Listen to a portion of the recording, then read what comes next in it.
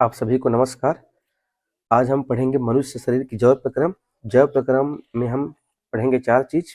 पहला पोषण, न्यूट्रिशन, दूसरा श्वसन, उत्सर्जन और परिवहन। तो पोषण सबसे पहले देखते हैं, पोषण क्या होता है।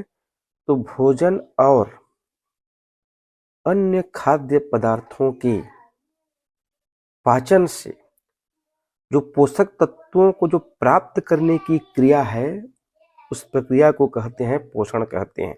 जैसे हम कोई भी भोजन किए, उस भोजन से हमारे शरीर तत्वों को कैसे पोषक तत्वों की प्राप्ति होगी, वो जो प्रक्रिया है, उस प्रक्रिया को कहते हैं हम लोग पोषण कहते हैं। इसके अंतर्गत हम 2 चीज पढ़ेंगे। एक होता है अंतर्ग्रहण, दूसरा होता है पाचन। अंतर्ग्रहण क्या होता है? भोजन को मुख में लेना अंतर्ग्रहण कहलाती है। पाचन में सबसे पहले देखते हैं मुख गुहा। इसका कार्य होता है मुंह। मुंह में सबसे पहले होता है दांत। तो मुंह में हम सबसे पहले 4 प्रकार की दांत को देखते हैं। तो दांत हमारे मनुष्य के शरीर के अंदर 4 प्रकार की होती है। इसका कोड है करच। जैसे हम लोग कोई भी चीज को खाते हैं, तो हम जब अपने दांतों से जैसे कुरकुरे खाए, जब हम कुरकुरे खाए तो वहां से एक आवाज आती है करच करके। उसी करच से दांत का कोड बना है। क से होता है कृंतक, र से होता है रदनक, अ से अग्रचवर्णक, च से चवर्णक।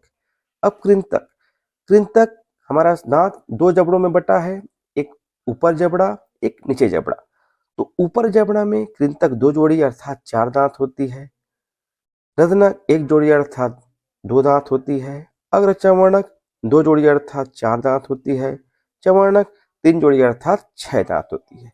तो इस तरह से 2 जोड़ी का 4, 1 जोड़ी का 2, 2 जोड़ी का 4, 3 जोड़ी का 6, कुल मिला के एक जबड़े में 16 दांत होती है।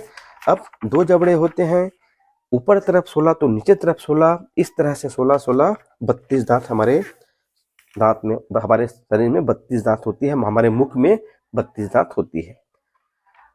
अब यहाँ दांत का चित्र बना हुआ है। ये है जो बीच का 4 ठो है, ये कृंतक है क से। उसके पश्चात एकक रदनक है, फिर दोनों तरफ 2 2 अग्रचवर्णक है, फिर दोनों तरफ 3 3 चवर्णक है। तो 2 1 2 3 21 23 21 23 ये हमारे शरीर के जबड़े के ऊपर 21 23 और जबड़े के नीचे 21 23। तो इस प्रकार से हमारे शरीर में कुल 32 दांत होते हैं। इसका दांत का सूत्र होता है 2 1 2 3। ये एक जबड़े के लिए है 2 1 2 3। करच 2 कृंतक, 1 रदनक, 2 अग्रचवर्णक, 3 चवर्णक। अब देखते हैं हमारे दांत में एक पदार्थ होती है इनामेल। इनामेल क्या होती है? तो इनामेल मानव शरीर का सबसे कठोर भाग होती है, जो हमारे दांत में होती है। हमारे इतना कठोर कि हड्डी से भी ज्यादा कठोर होती है इनामेल। ये बहुत एमपी प्रश्न है, पूछा जाता है इनामेल क्या होती है। तो इनामेल मानव शरीर की सबसे कठोर भाग होती है। अब देखते हैं इस करच का काम क्या होता है। तो करच का काम होता है कुची चपी, अर्थात कृंतक उतरती है, रदनक चीज से चीरती है, अग्रचवर्णक चबाती है और चवर्णक पीसती है। करच कुची चिपी, कृंतक उतरना, रदनक चीरना, अग्रचवर्णक चबाना और चवर्णक पीसना। अब हम आते हैं हमारे पाचन तंत्र में। पाचन तंत्र क्या होती है? तो पाचन तंत्र की ये चित्र है। पाचन तंत्र में, मनुष्य का पाचन तंत्र में सबसे पहली मुख, तार ग्रंथि, ग्रसनी, ग्रासनली, यकृत, अमाशय, छोटी आंत, ये छोटी आंत, ये बड़ी आंत, ये मलाशय और ये मलद्वार। आइए देखते हैं सबसे पहले मानव की आहार नली की लंबाई। ये 30 फीट होती है। जो मानव शरीर की आहार नली की लंबाई होती है, ये 30 फीट होती है। मुख के अंदर लार ग्रंथियों के पास एक ग्रंथि होती है जिसका नाम है एपिग्लोटिस। इस ग्रंथि का कार्य क्या है? यह ग्रंथि भोजन को श्वास नली में जाने से रोकती है। मोस्ट एमपी है एपिग्लोटिस, भोजन को श्वास नली में जाने से रोकती है। अगला होता है ये अमाशय है। ये मनुष्य का अमाशय होता है। अमाशय के प्रारंभ में एक भाग होता है जिसको हम कार्डियक भाग कहते हैं। सबसे पहले भोजन यही कार्डियक भाग में पहुंचती है। ठीक, ये है अमाशय। अमाशय से अम्ल निकलता है, हाइड्रोक्लोरिक अम्ल बाद में पढ़ेंगे। अगला यहाँ पर है अग्नाशय, पेंक्रियास कहते हैं। ये मिश्रित ग्रंथि होती है, ये अंतःस्रावी होती है और बहिःस्रावी होती है। ये बड़ी आंत है, ये यकृत है जहां से पित्त रस स्रावित होती है, और ये पित्ताशय है। हमारे शरीर के लार का जो पीएच होता है मुख में, उसका 6.8 होता है, अर्थात लार स्टार्च को पचाती है। बड़ी आंत है ये। छोटी आंत का काम है अधिकतम पोषक तत्व यहीं अवशोषित होता है। यकृत में विटामिन ए का संचय होता है। मुख में पाचन कार्बोहाइड्रेट का होता है। सबसे बड़ी ग्रंथि यकृत होती है, दूसरी सबसे बड़ी ग्रंथि अग्नाशय होती है। ये इलियम है जो छोटी आंत का भाग होता है। चलिए अब आते हैं इसमें पाचन प्रक्रिया। शरीर के अंदर जो भोजन की संपूर्ण प्रक्रिया है ये 5 अवस्थाओं से गुजरती है, जिसका कोड है APASB, अर्थात ए से अंतर्ग्रहण, पी से पाचन, ए से अवशोषण, एस से स्वांगीकरण, बी से बहिर्क्षेपण या मल परित्याग। 5 प्रक्रिया होती है, 5 अवस्था होती है। तो पहला अवस्था होती है अंतर्ग्रहण। अंतर्ग्रहण में क्या होता है, भोजन को मुख में लिया जाता है। अंतर्ग्रहण प्रक्रिया के तहत भोजन को मुख में लिया जाता है। दूसरा प्रक्रिया होती है पाचन। पाचन क्या होती है, पाचन में जैसे ही भोजन मुख में गई तो मुख में 3 जोड़ी लार ग्रंथि पाई जाती है। मुख में 3 जोड़ी लार ग्रंथि होती है जहां से एंजाइम निकलता है। लार ग्रंथि से कौन कौन एंजाइम निकलता है, टायलिन और लाइसोजम। जैसे ही भोजन मुख से पहुंचा अमाशय में भोजन लगभग 4 घंटे रहता है। अमाशय में एक रस निकलता है, उस रस का नाम है जठर रस। ये जठर रस हल्का पीला रंग का अम्लीय द्रव होता है, एसिडिक होता है। ये जो जठर रस है हल्का पीला रंग का अम्लीय द्रव होता है। इससे एंजाइम निकलता है। इस रस में एंजाइम होते हैं। कौन कौन से एंजाइम, पेप्सिन, रेनिन और लाइपेज। इसी अमाशय की दीवारों से एक अम्ल निकलता है, HCl अम्ल, जिसे हम हाइड्रोक्लोरिक अम्ल कहते हैं। इसका कार्य है भोजन के जीवाणुओं को नष्ट करना या भोजन के माध्यम को अम्लीय बनाना।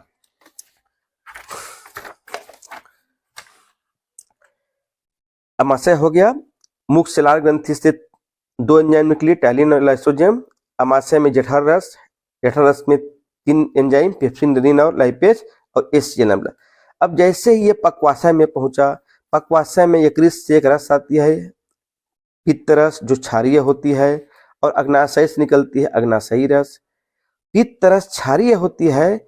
अब यहाँ से भोजन पहुंच गया हमारी छोटी आंत में, तो छोटी आंत में ही पाचन की क्रिया पूर्ण होती है। मोस्ट टाइम क्वेश्चन है, पाचन की क्रिया छोटी आंत में ही पूर्ण होती है, और इसी छोटी आंत में पचे भोजन का अवशोषण होता है।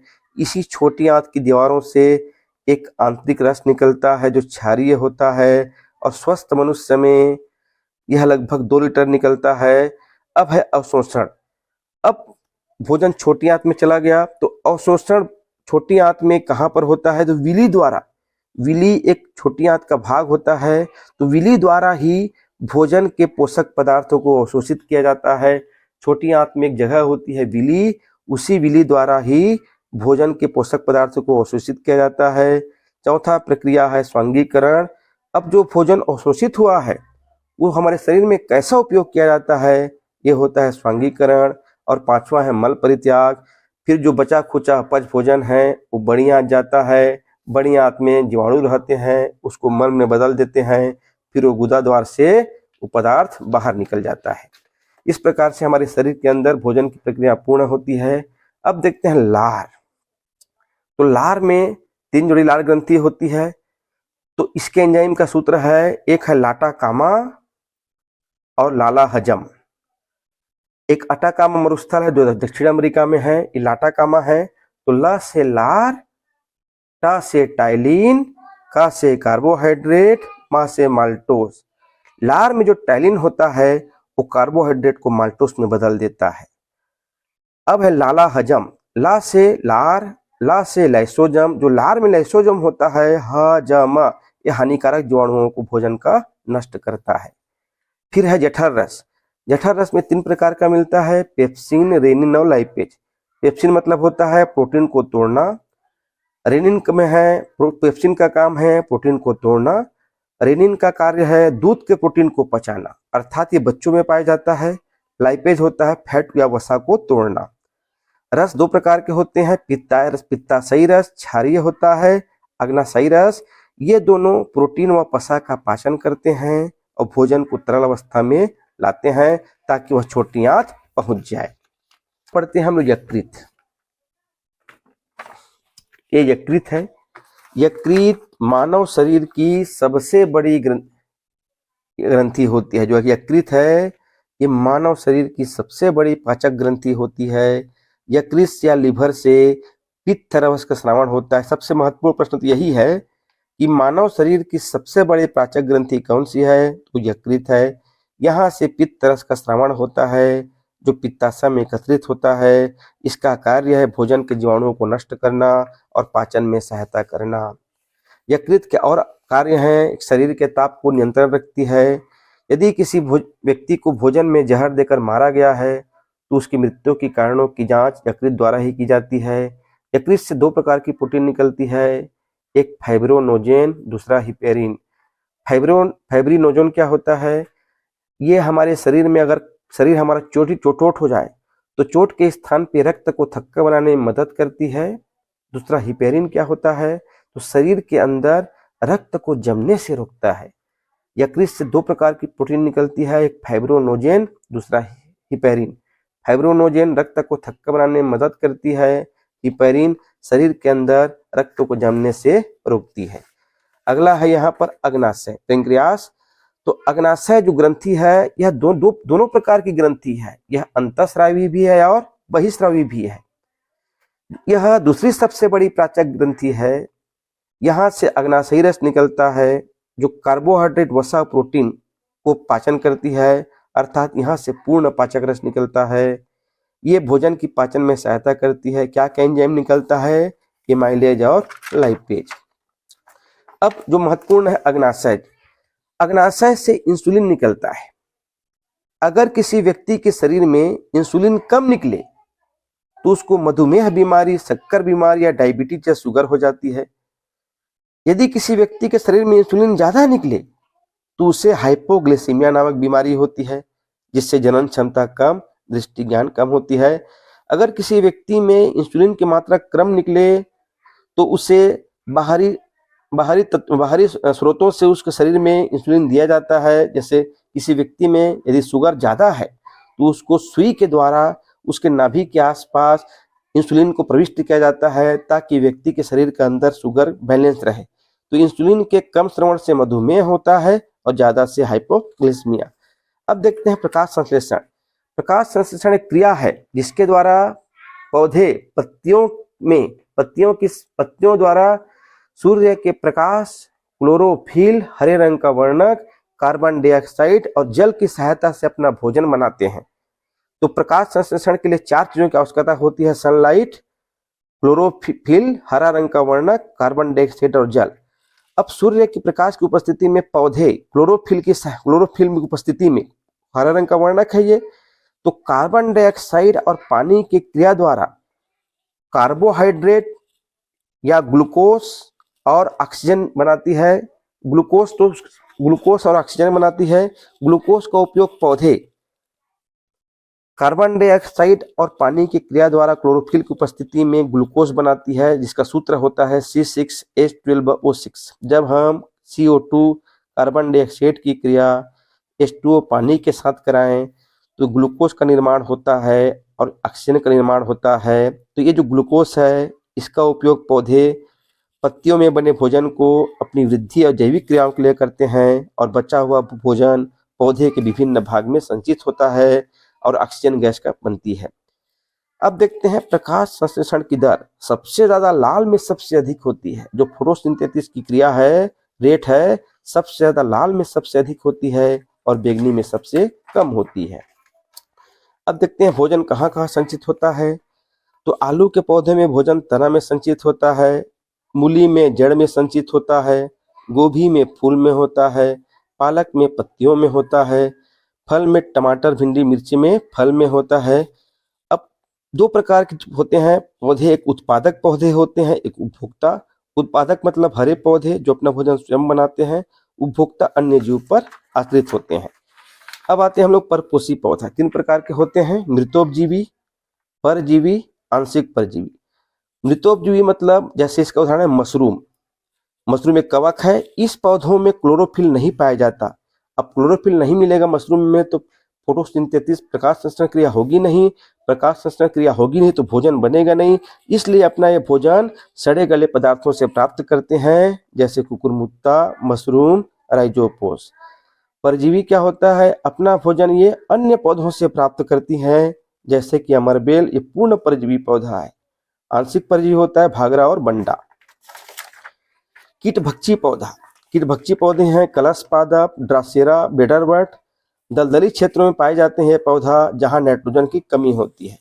अगला है सहजीवी पौधा, एक दूसरे पर आश्रित पौधा है ये, जैसे मटर, चना, मूंगफली, लाइकेन। मटर, चना, मूंगफली, लाइकेन के जड़ में, ये जड़ है, गांठ पाई जाती है। इस गांठ में एक जीवाणु होता है, उस जीवाणु को राइजोबियम जीवाणु कहते हैं। ये राइजोबियम जीवाणु क्या करती है, हवा के नाइट्रोजन को नाइट्रोजन की यौगिक में बदल देती है और ताकि उसका उपयोग कर सके। इसलिए पौधा जीवाणु पर निर्भर है और जीवाणु पौधे पर निर्भर है, दोनों एक दूसरे पर निर्भर हैं, इसलिए इसको सहजीवी पौधा कहते हैं। अब जंतुओं में पोषण कैसे होता है, अमीबा में कूटपात द्वारा, हाइड्रा में स्पर्शक द्वारा, मेंढक जीभ से, तितली और बी मधुमक्खी विशेष नलिका द्वारा। पाचन, बाह्य कोशिका द्वारा पाचन मनुष्य में होता है, अंतः कोशिका द्वारा पाचन अमीबा में होता है। अब देखिए जंतु में पाचन कैसे होता है घास खाने वाले में। तो ग्रसिका, रुमेन, छोटी आंत, बड़ी आंत, अमाशय, अंधनाल। तो अमाशय, बड़ी आंत, छोटी आंत मनुष्य में भी था, मनुष्य में रुमेन नहीं था। घास खाने वाले जंतु में एक नया यहाँ पे अंग है, बॉडी पार्ट है रुमेन। तो देखते हैं रुमेन क्या होता है। तो अब देखते हैं घास खाने वाले जंतुओं में पाचन। सबसे पहले रुमेन अमाशय का एक भाग होता है जहाँ भोजन भंडारित होता है। सबसे पहले जो घास होती है वो मुख से यहीं पर जाके भंडारित होती है, रुमेश में इसका आंशिक पाचन होता है। अगला क्रिया है रोमंथन। रोमंथन क्रिया में क्या होती है, जो भोजन को पुनः चबाती है। जो जंतु ऐसे जीव रोमंथी जीव कहलाते हैं। इसमें जो सेलुलोज का पाचन होता है, घास में जो सेलुलोज मिलता है, इसका पाचन कौन करता है, रुमेन में पाए जाने वाले जीवाणु करते हैं। ठीक है, थैंक यू वेरी मच।